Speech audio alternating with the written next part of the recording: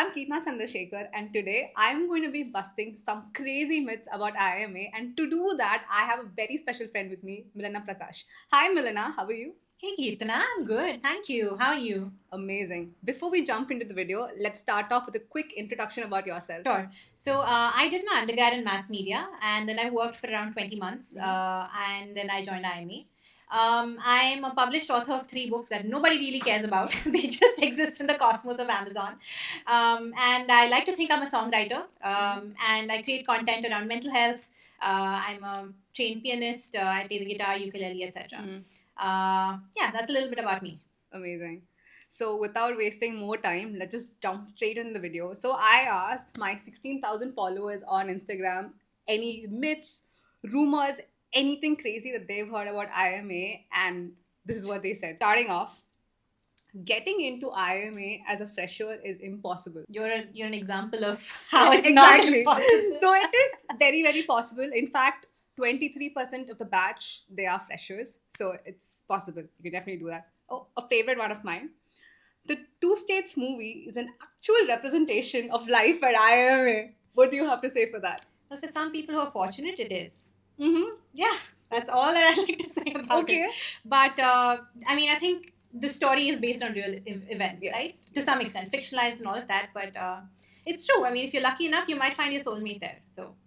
Think about scenes like where the guy he busts into the placement room where the girl is giving where Alia Bhatt's giving the interview. Do you think that would actually happen? Try and do that. I'd like to see what happens. I'll be sitting there with my popcorn for to see what happens. So, batch of 2025 and 2026, this is your challenge from Milana. I'm waiting and watching. Okay. Life after IMA is stressful. It's stressful even when you're at IMA. It's always stressful. Life is stressful. But no, to answer your question more seriously, I think, yes, life after IMA is much more unforgiving because you don't have the luxury of making mistakes. People at work can be a little more demanding and there's money involved and all of that. So the stakes are much higher. Right. And I would also like to add the expectation that, you have to meet just because you are an IMA grad.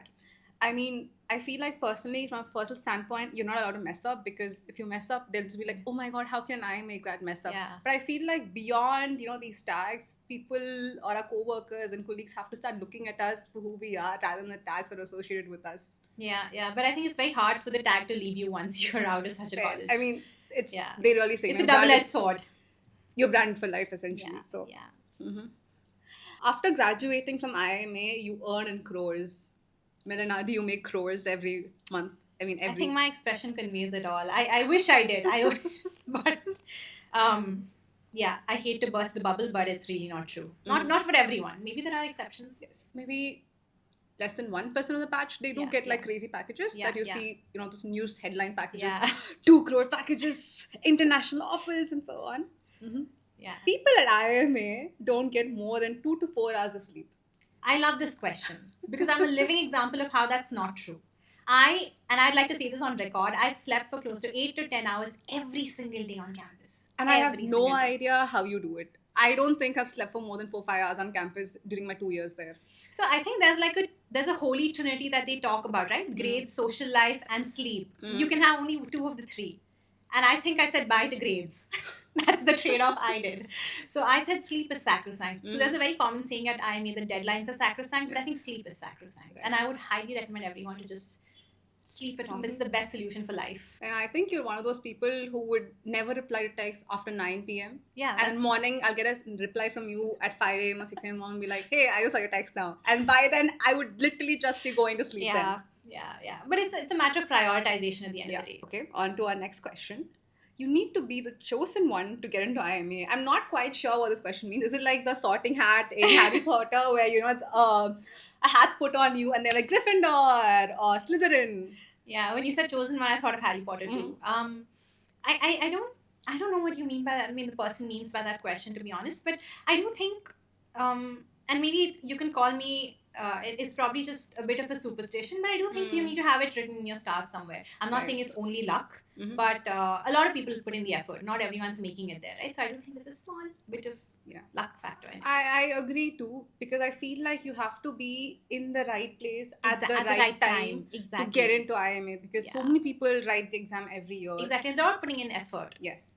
And there are also these, academic category based cutoffs. There are cutoffs, different kind of cutoffs for everything. Yeah. So it really, there is, of course, a portion of luck Totally. for sure. Totally.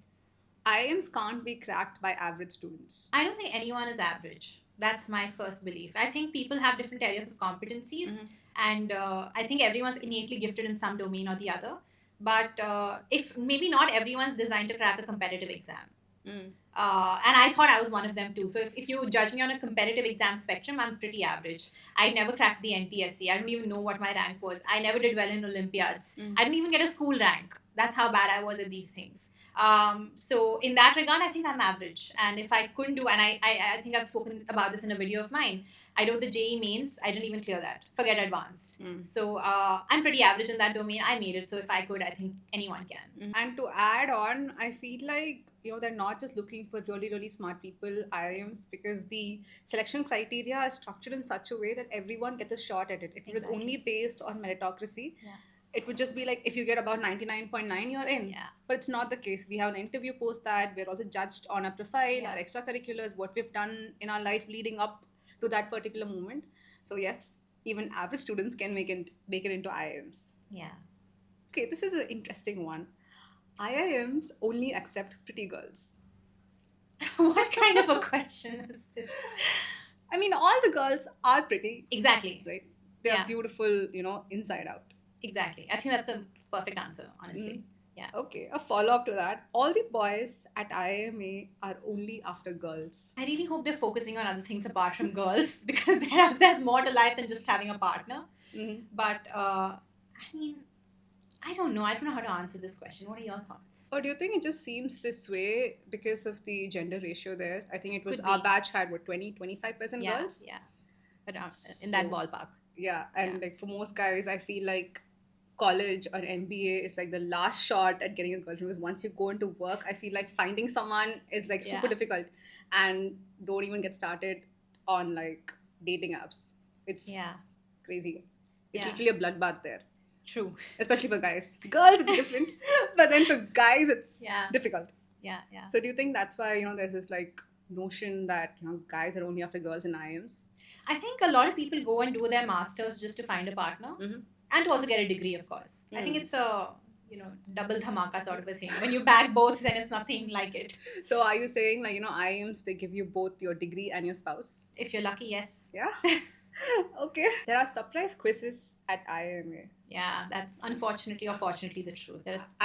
Every time I get a notification at 1:45, I still have PTSD.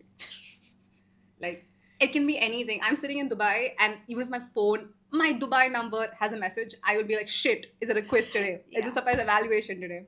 Yeah. It's so traumatic that I've forgotten about it now. It's kind of, it seems like a distant dream, and more like a distant nightmare, to be honest. So I think I'm just kind of rattled by the whole 145 business. A little bit about the loans now. You can repay the loan in 2 to 3 years after IIMA. Certainly seems doable if you look at the average packages. It is possible, but I don't think a lot of people, they make the choice to pay it after 2 to 3 years because of tax benefits they get. I think the average is people, they try to stretch it out to maybe like 5 to 8 years, and they find like the sweet spot and they pay it off like at a bulk. Yeah. Okay, you did speak about the soulmates on campus. So what is your, what are your thoughts on that? Finding a soulmate on campus, like coming to campus with the sole thought of finding a soulmate. I don't think life ever works like that. No, when you come with an agenda, I mean, there's a saying which I read somewhere, God knows where. It says that man makes plans, God laughs at them. So I don't think if you walk in saying, okay, I'm going to find a partner at IIMA or at any college that you go to, I don't know if it's going to work out. I don't believe in the power of manifestation. So, Okay. So I really don't know if you can manifest these things. But if it happens, then nothing like it, because you get a degree and you get a partner. What more can you ask for in life? Did you go to Bhavesh Bhai a lot on campus? Not a lot, but yes, kind of. Why? Bhavesh Bhai Maggi is overrated. No, it's pretty good. He puts some masala on top of it. God knows what masala that is. Dude, especially those 3 a.m. midnight Bhavesh Bhai cravings and the cold coffee at Bhavesh Bhai, it slaps. Literally, it slaps. I wouldn't know about that, but the Maggie is good. Of course, 3 a.m. is like... What is 3 a.m.? It's time for deep sleep. Too many fake friendships are there at IIM. No, I don't think that's true. People are nice to each other. Maybe not everyone's going to be a friend on campus, but your friends are usually yeah, to the best of my experience, I think your friends are always people that you can count on. They're the reason you can survive those horrendous 145 quizzes and all of that. In my experience, or from what I've observed, I feel like these friend groups keep shifting a lot. And the shifting usually happens after every pivotal point of time. For Right. example, let's say when your shortlists are coming out for internships, or after placements, or let's say after your term one results, or after the first quiz results come out. And I feel like people are constantly trying to maximize their time at IIMA, trying to maximize their network. Yeah. And I've seen these friend groups, like in the first month, they would have been like best friends, and the last month, they would act like strangers. Yeah. And why do you think this happens? Like, do you think it's because people are just out there to just, get the benefit from people, or are they truly there to make friends? Yeah, I don't think anyone walks into B school with the idea of either finding a partner or making friends. It's about survival at the end of the day, because it is such a cutthroat environment, right? So I think people are just doing what they need to do to survive. And I wouldn't say it's right or wrong. I'm no one to make that judgment. But I think it's also about, so they say B school is all about networking, right? So I think it's about finding the right circle. And like you said, people move in and out just to kind of see where they fit in best. So another follow-up question, do you think this moving in and out is just for placement, to make sure that they're the perfect puzzle piece, or for their personal gains? Like, let's say, if I be friends with you, I have like a job, a shot at Goldman Sachs, or let's say a referral at the firm that you're currently working at. So do you think people, they have these ulterior motives, or is it just purely because of friends? It's just because to have a good time ultimately? How I see it is that when you're friends with someone, I think all of this dissolves. It doesn't matter. But if you have an agenda and then you're actively looking out for people who fit that bill, then that's not a friendship anyway. It's more of a transactional relationship. Fair. So I think both kinds exist on campus, but with your friends, I don't think it should matter any of these things. Yes. And I feel in a B school, it's very important to find those 2-3 people. Exactly. Where it's like no expectations, nothing, and you know that they'll be there for you irrespective of what happens. Yeah, that's very important. It's essential to surviving. Exactly. Yeah. Okay, let's take it one notch further and let's talk about relationships now. Too many friends with benefits and situationships on campus. Isn't that everywhere? I think that's a problem with our generation. That makes me sound like I'm 70 years old. But I think that's a generational problem. I don't think it's an IMA problem, honestly. But do you feel like it was more rampant in IIMA when compared to other campuses, or any thoughts on that? I really don't know. I went to an all-girls college. Oh man. My experience so far has been nothing. Okay, so IIMA was like your first interaction with guys. No, I went to a co-ed school. Okay. Like I said, right, in school, I was one of those people who lived under a rock. I was just constantly told by my parents that this is the time to study, don't get distracted by all these things. So, okay. Yeah. Okay. Another extension of that question is boys can go into girls' hostel and stay there. Yeah, they can. Yes. In fact, even girls, we don't have any entry time, exit time, nothing. We can step out of campus anytime, come in anytime. Anyone can come over. You can have parties. Yeah. Milana, I'm tempted to ask you. Did you go to any parties? Never. I don't know what campus parties look like. And I think parties in IMA, they're one of the core memories. Like, do you feel like you missed out on a core? Sometimes. So being very honest here, sometimes I did feel, but then I think of all the times I slept so peacefully on my bed. And the rooms are beautiful at IMA. For those who have not seen it, especially the new campus. Yes. They're so beautiful. I miss my room every single day. You have a room tour video on I do. So if you're watching this video, go check that out as well. You get drugs from Rambai, aka hole in the wall. Before we answer this myth or rumor, the hole in the wall is exactly what it says. It's a hole in the wall in the old campus part of the campus. And there's this guy called Rambai who just keeps giving you bun maska, cigarettes, chai, whatever you ask for, through a hole, and you like make the payment through the hole again. So do you think people get drugs there? Unless he's putting them in the bun and the chai, I don't think that's possible. But I think there is a chance of that, because everyone I've talked to, they're always like, let's go to Rambai. It's either Bhavesh Bhai or Rambai. If people don't want to walk, it's Bhavesh Bhai. If people want to walk a lot and go have that nostalgic, old school, old campus vibe, then it's Rambai. So yeah, unless he's switching up the tastemaker with some LSD or something, I don't think it's possible. But yeah, so to my knowledge, no, I don't think he sells drugs. Please guys. Forgive. I mean, poor Ram Bhai, yaar. I don't think it's fair to put such allegations on that guy. He's doing God's work on campus. Yes, yes, true. Okay. Someone said, can you still get a good placement if you have bad academics in school and college? It depends on what kind of roles they're looking for. A lot of these consulting companies do look at acads, unfortunately. So, yeah, I mean, but if again, you can always make up for it if you have, especially if it's the final placements and you've managed to get good grades in your 2 year stint at your, 2 year time at IIME, then maybe you still can get a shortlist. Most people at IMA, they do not get into consulting. People end up in general management and other roles with very low pay. What you see, the 50 LPA, 60 LPA jobs are not real. No, they're of course real. I mean, no one's bluffing on the reports. But and a lot of people get into consulting. Honestly, I don't know the figures, but and literally everyone on campus strives to get into a consulting firm, and a lot of them do get into consulting firms. That said, I think even jobs with in the Gen Man space, they pay pretty well for that industry. So there are so many fallacies in that argument. So I'm tempted to ask. So, what's the longest you've worked so far? You were in consulting, you're a consultant. Yes. So, what's the longest you worked? 12 hours. 12? Yeah. Only 12? Yes. Ma'am, what firm is this? No, I laid out my boundaries very strictly. Mm-hmm. I say I can't work. I think that's very, very important. Yeah. Your answer is very surprising for me because I think the longest that I worked, it was needed, it was required, of course. No one forced me to work. Was maybe 14 or 16 hours in a day. Just a couple of days. We were just wrapping the project up and trying to really push through. But on average, for me as a consultant who works in Dubai, I think it's around 9 hours on average, 9 to 10 hours on average. That's still doable. I mean, not the most enjoyable, but doable. Yeah. So the next question we have is about courses at IIMA. IIMA has some really, really fun courses. True, very true. And one of the courses that I enjoyed the most was called PTFT. Yes. You were also in it. Yes, I did.